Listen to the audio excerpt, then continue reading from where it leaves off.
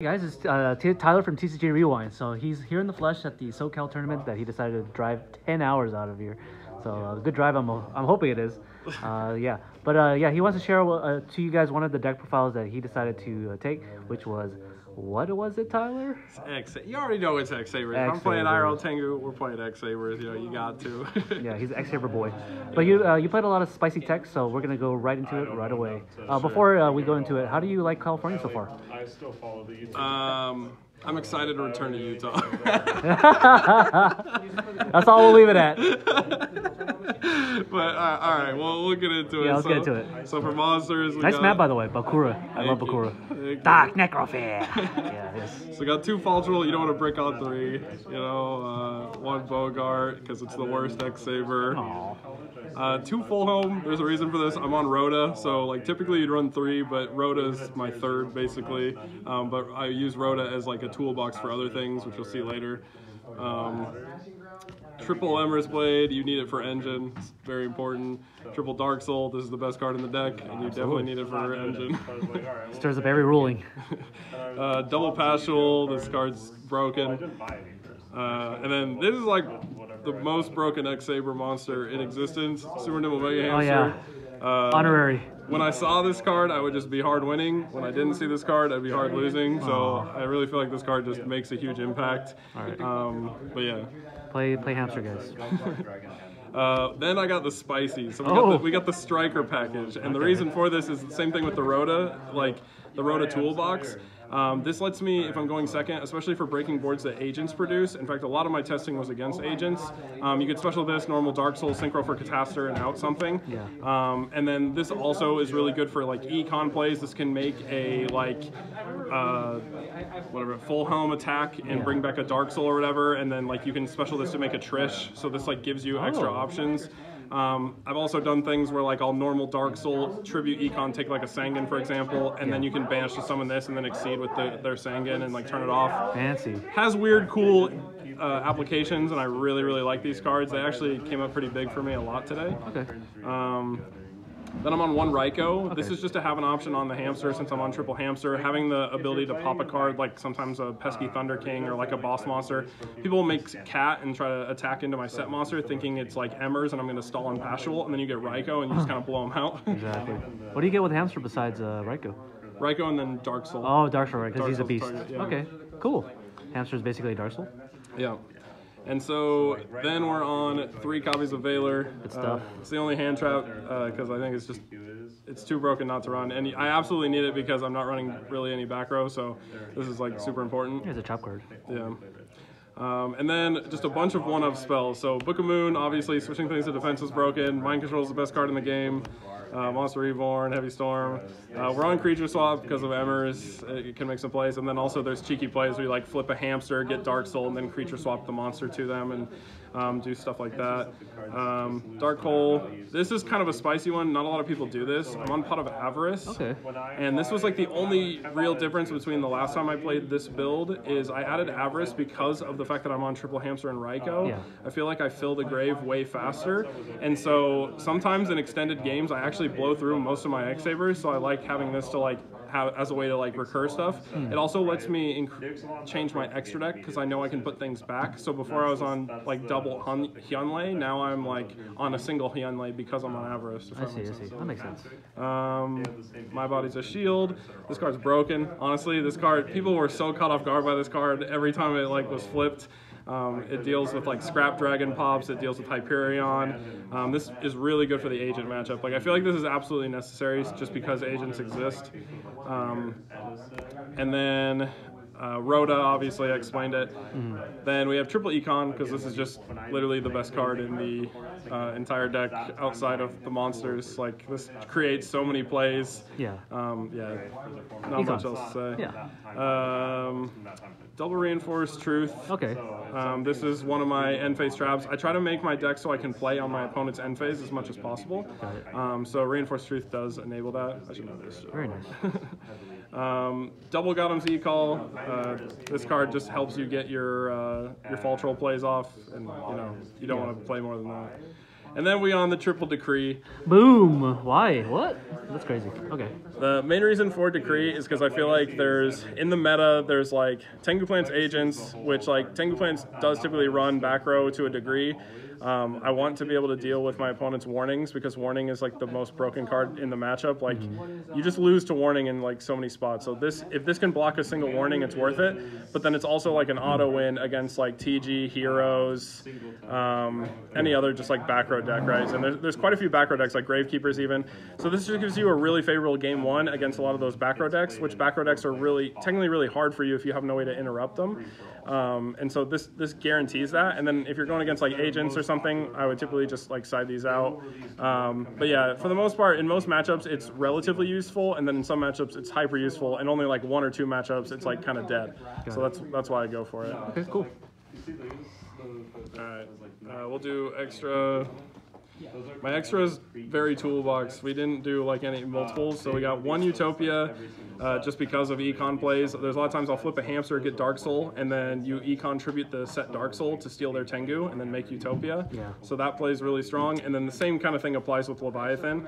These are my only 2 exceeds, but it's just for those same purposes of like econ plays. You want to be able to steal and exceed sometimes, and these are just the best ones to do generically. I see. Then we got the 9s, we got the Gothams and the Trish. You snipe cards out of the hand. You make Trish a ton in this deck. This deck can make Trish super easily.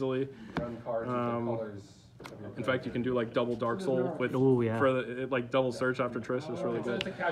Scrap Dragon's pretty obvious. Same with Stardust, Black Rose. We're on Your Bellum just because it's a name, and it's like nice for Bogart Knight. You have to make X-Saber monsters with Bogart, so this gives you another target.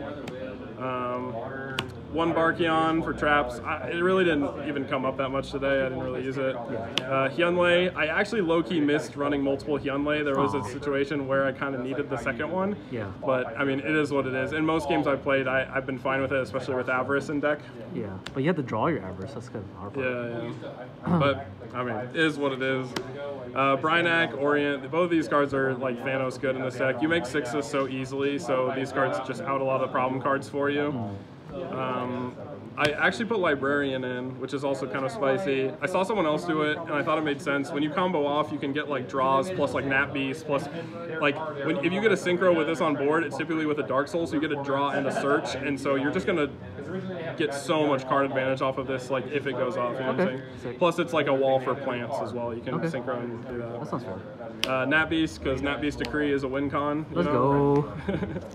And then lastly we have Cataster. This card's really, really good in the agent matchup. I mean, it's good generically, but like I make this a lot versus agents and then protect it with Veilers, and then you can like win. There you go.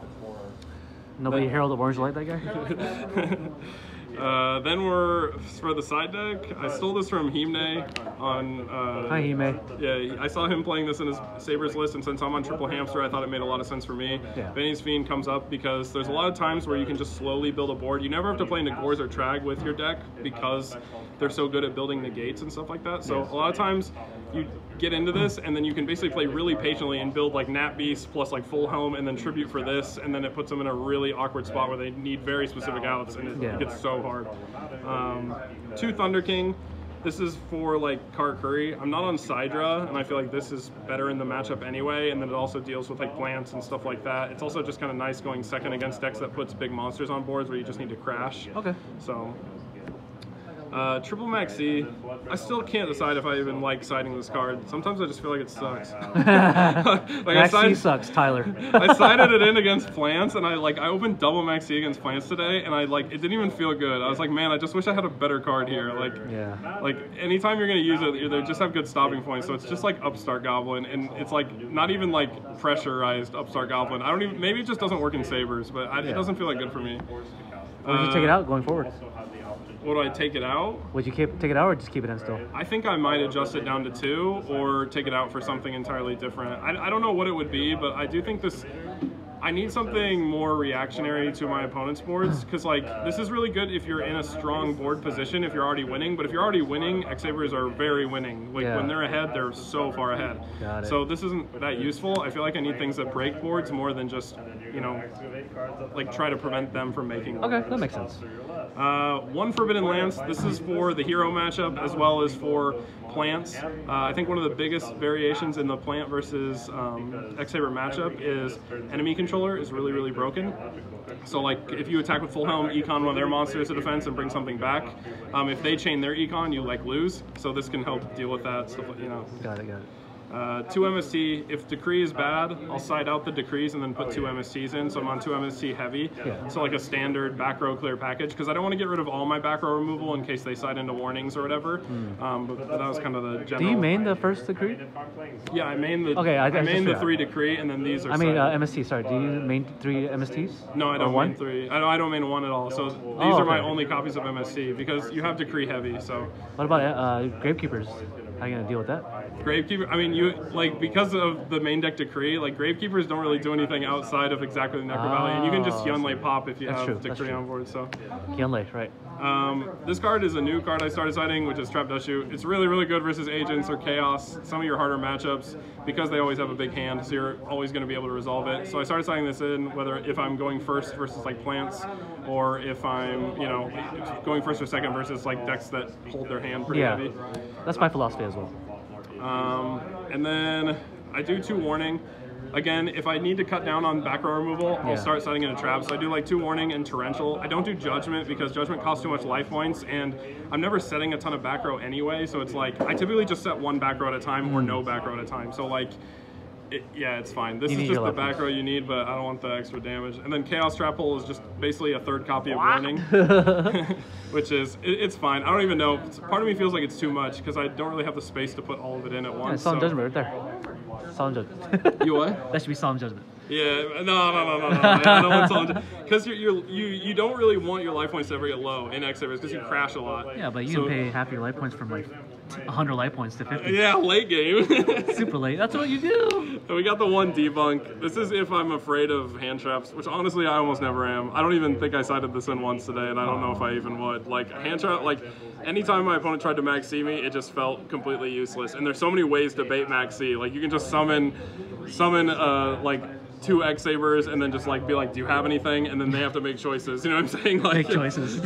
So, yeah, but that's the whole deck. It performed really bad today, but like I've gone undefeated with it in other tournaments. So it's like the only difference I made was I went to 41 cards and added Avarice. Yeah. So yeah, I would definitely run this deck back, but maybe adjust side deck a little bit. Side deck? Okay. Yeah, but for the most part, main deck I actually am pretty content with. It tests really, really well. Sometimes I even think if I just don't side deck and just play the main deck. the main deck, I'm big chilling. So cool. Yeah. Tyler, it was great having you in SoCal, all the way from Utah, right? Yeah. That's where you're from. Yeah. So yeah, I'm glad that you came out. 10-hour drive. I wish you a safe trip back. It is a very long drive. It is. And it's and it's gonna be to a cold place, warm place to a cold place. Absolutely. All right, I'll see you soon. All right, Hopefully. see ya.